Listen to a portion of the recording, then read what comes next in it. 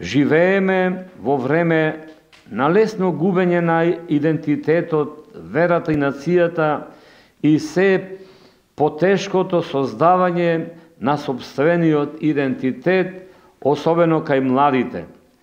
Се наоѓаме во ново обкружување на интернационализмот, на местото од поранешните марксистичко, а сега неопаганско време и сведоци сме на новиот триумвират на златното теле, кое представува нов вид на економско, но и на секое друго идолопоклонство.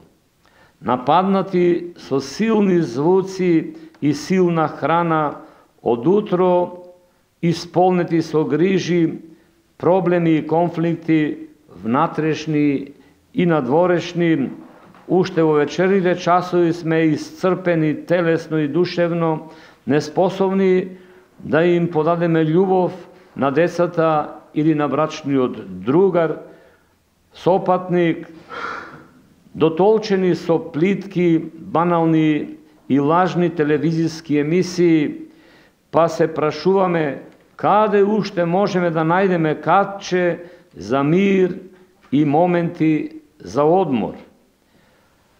Понекогаш, а тоа се поретко е во природата, при слушањето на музиката, во игра со децата кои ги љубиме, но најсигурно во црквата.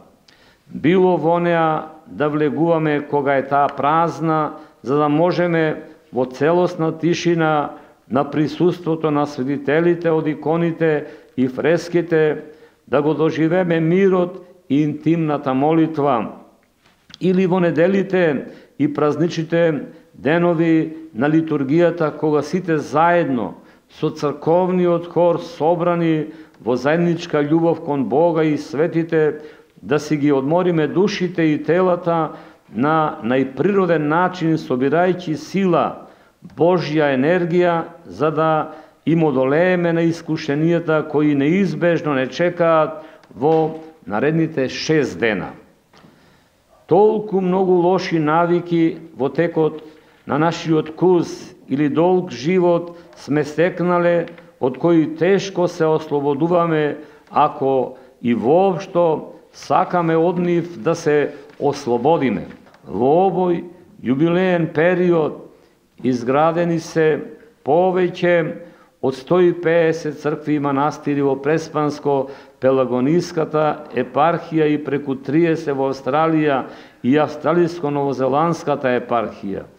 Ги канонизиравме 40 преподобни битолски маченици во нашата епархија, а на 30 овој месец ќе го канонизираме и светиот свештеномаченик Кипријан Слепченски. Имаме развиен литургиски живот, издавачка дејност и човеколюбива добротворна дејност.